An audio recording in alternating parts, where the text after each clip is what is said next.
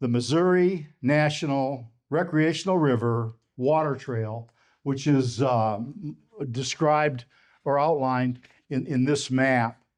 It starts in Pickstown at the dam, and it ends at South Sioux City at Scenic Park on the Nebraska side by the motel, the hotel there, that boat ramp. So what is a water trail? And I'm going to go into a little bit of a background here, but since there's a lot of graying people here like me, so and we've talked in these different presentations today about how rivers are special, but this idea of a water trail and national recreational rivers and scenic rivers and wild rivers and rivers protection, that effort, legally speaking, it came out of the environmental movement, the civil rights movement, the anti-Vietnam War movements of the 1960s, and there were two significant federal legislations, federal laws passed, both in 1968 under then President Lyndon Baines Johnson, who was forwarding this social agenda called the Great Society, and it was a lot was accomplished, somewhat controversial, of course, but a lot was accomplished at that time to move our society forward. But this Wild and Scenic River Act of 1968, Public Law 90-542, and an associated legislation, the National Trail System Act of 1968, Public Law 90-543, the very next number, set the stage legally for designating rivers in certain ways to protect them.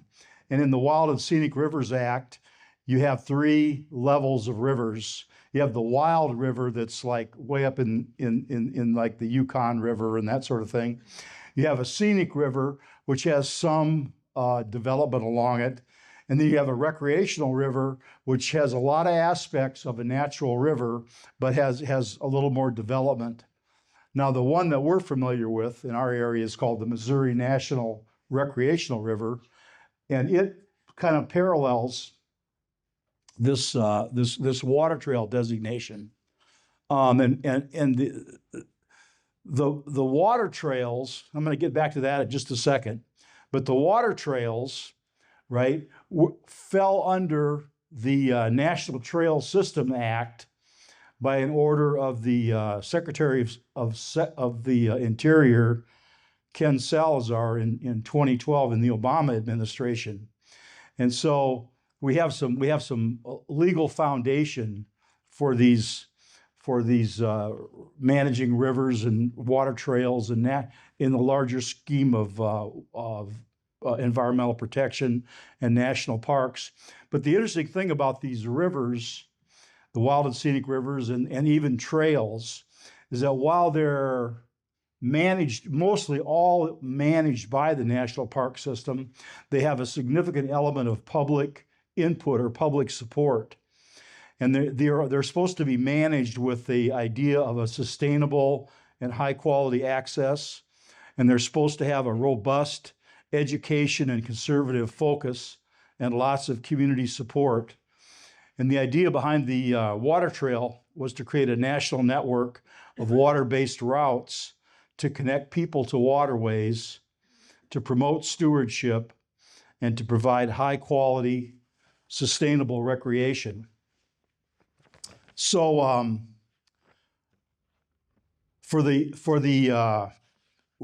what we're talking about, this Missouri National Recreational River Water Trail, it began in 2013 by a group of people, one of whom was here today, but he left, Tim Cowman.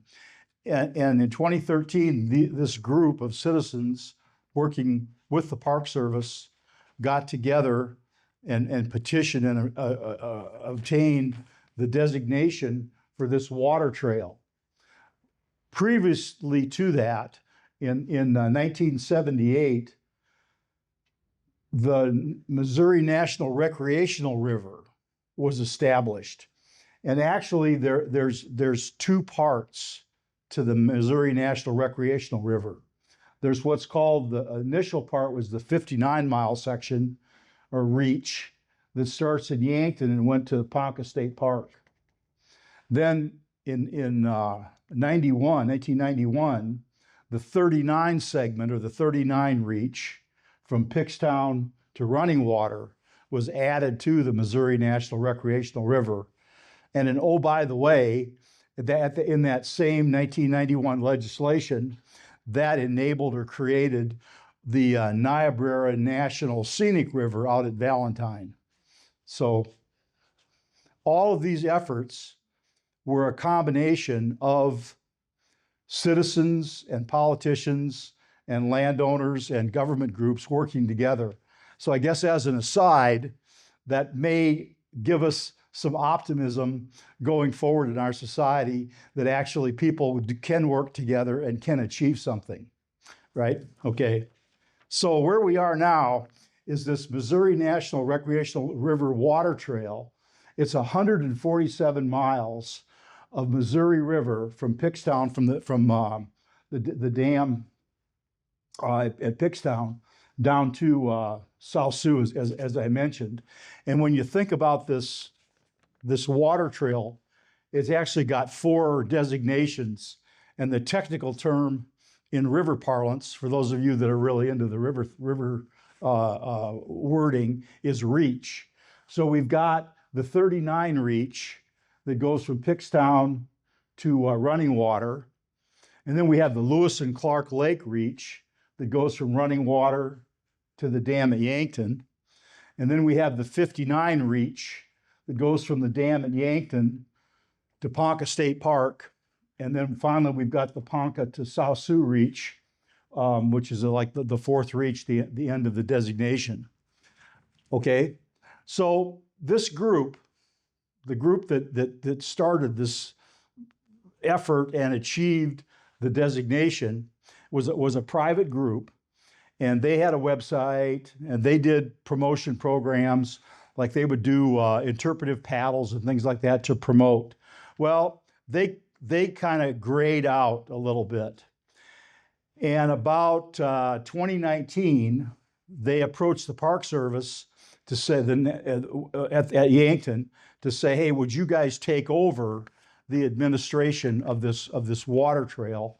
And the Park Service agreed to do that. So they took over the website, which they didn't have all the features, but anyway, they took over the website and the management, and now that's on the park website. Well, COVID happened, right? 19, 20, 21, 22, where things pretty much ceased.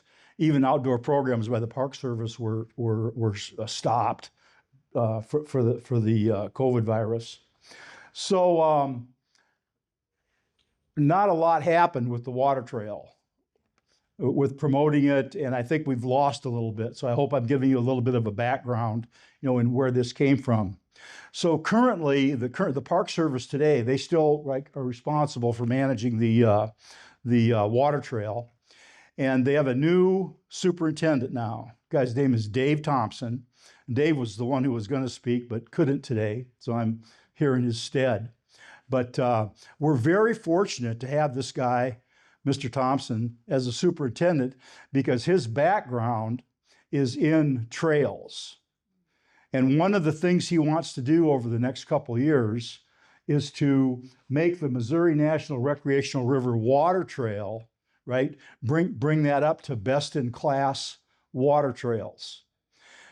So in discussing with Dave about the water trail and about maybe what can we do to make it better, he convened a working group that consists of citizens and some tremendous people from the Park Service, some really talented people that are in the trails and the development outdoor area for the Park Service. And one thing that needs to be done starting off to get the thing, a baseline sort of effort, right, is we've got to do kind of an audit or a check of all the put-in and takeout points that are on the Missouri National Recreational River Water Trail. And right now, there's about 43 points where you can put in or take out. Some are very well known and others are not so well known. But the points have to be sort of audited because the conditions of some of the put-in takeout points has deteriorated and others really were never improved. So there's no signage there, and there might be some facility issues there. And then there might be some nudging that would go on to say, hey, why can't we camp there? We used to, there's no camping there now, but if we could camp there, it would be better. We need more parking places there or whatever. So I convinced President Mays to have the South Dakota Canoe and Kayak Association volunteer its participation in this water trail investigation enhancement process. So we, the SDCKA, Dave and I, and anybody else that wants to join this group or learn more about it or stay up with it, see Dave or see me afterwards. But we serve on one of 4 subcommittees the National Park Service set up to work with this development of the water trail. We're on the logistics committee.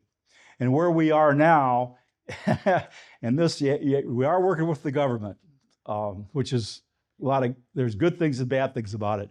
But we have to come up with a form, right? Like a checklist that's consistent for each of these 40-some put-in takeout points.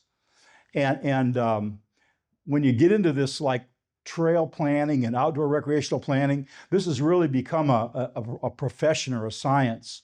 So compared to what existed, like the nomenclature and the icons and other considerations that go into evaluating a site that existed even back in 2013, right? They've changed a lot. And we're fortunate in this group to have serving on this group because of Dave Thompson's position and background in the Park Service, like the latest and greatest and most competent professional planning people, park planning people. So our next meeting is going to be with the Park Service, in our committee is going to be at the end of the month, and we'll finalize then this checklist and a go forward plan on auditing or evaluating these sites. So where South Dakota Canoe and Kayak Association members can participate is that once we get the form and like the time horizon that we want to commit, the parks would like to commit to, then there'll be an opportunity for individuals of the South Dakota Canoe and Kayak Association to get that form and be sort of indoctrinated or trained, or at least have a little explanation of what do we want to look at, right? What are some of the things you want to evaluate? And so we're gonna help the Park Service audit those 40-some sites. Then when that audit is done, that goes into a data file, a database, and it's going to be iconed with the right icons. And if I could divert off for a second, when we first started really looking at the water trail, and a lot of you are going to understand exactly what I'm saying when I point this out, but due to the lack of bridges that go across the Missouri River, right? In essence, we really have 2 water trails. We have one water trail, which river people would call like river right, which would be Gregory, because like river left, river right, for those of you who aren't familiar with that, when you're going down, you orient yourself downstream, because the rivers, like Mr. Hillman pointed out, they flow different directions all the time in their course, right? So in order to have a good metric or a good understanding of positioning on a river, right? You got a river mile, and you've got then you go river left, river right. So the river right would be the points in Gregory County in South Dakota, and then in Nebraska, and the points river left would be those in South Dakota on the South Dakota side. And again, when you think about trip planning and doing trips, for those of you who have been have paddled the Missouri, it's a rare thing that you put in either in Nebraska or South Dakota and then end your trip by taking out in the other state. And again, that's because of the lack of bridges. A counterexample would be if you were going to paddle from Myron Grove or Clay County to Mulberry Bend, you could put in on the South Dakota side at Myron Grove or Clay County, and then once you got under the Vermilion Newcastle Bridge, take out at Mulberry Bend. But that's because the bridge is right there. Another example are some trips you might do around running water, where you've got the Standing Bear Bridge. But writ large, when you're talking about 40 put-in takeout points, a trip would not exist between every one of a practical trip, because the shuttle distance would far exceed the paddling time, so it would make it like an inefficient thing. Anyway, we're going to do an audit, and again, if you want to participate in that, see Dave, see me, and we'll probably start in I don't know, May or whatever, when paddling starts. We'll probably be ready to go. And so we're a player in that water trail effort, again, to bring the Missouri National Recreational River Water Trail up to a best in class water trail. A couple other points real quick about water trails, and specifically, and national parks writ large, is that the sort of the success model. If you look at the best in class parks and the best in class water trails, they all have an effective citizens group associated with the park or the water trail. For instance, in the Black Hills at Mount Rushmore, they've got a very effective like friends group. In fact, that they've raised over $30 million and were largely responsible for funding the last big parking lot expansion. Another example on the water trail would be the Willamette Water Trail in Oregon. And again, they've got that's a very well-known, the Willamette River, a very well-known place, and they got a real effective advocacy group. So, like, put in a plug for Carolyn over here with the Friends of the Missouri. She's been hired as the executive director, and of course her primary responsibility is to bring up the Friends group, to a very effective level. But an aspect of that would be potentially the Friends group becoming that advocacy group for the water trail. So besides the logistics group, the other groups that are formed on this planning group is there's a marketing and promotion group that includes Nebraska and South Dakota tourism representatives and some community representatives from key gateway cities. They call them gateway cities, or the cities that are on or close to the river, like Yankton and Springfield and that sort of thing. So there's people from that. There's a mapping technical side, because when we do get this information put together, they want to produce the latest version using all this latest iconography and maps and stuff or mapping techniques. A really good map. And again, another thing we'll be asked to do, probably likely, is to recommend trips, that different organizations like chambers of commerce or other sorts of groups might recommend. to citizens, right, to be able, so they can experience the water trail. So basically, that's a little bit of history. That's kind of what's going on. That's another way that your involvement and your support of the association, right, helps further, you know, the larger picture of involvement in natural resource preservation and promoting paddling. So anyway, that's it. That's my story. I'm sticking to it.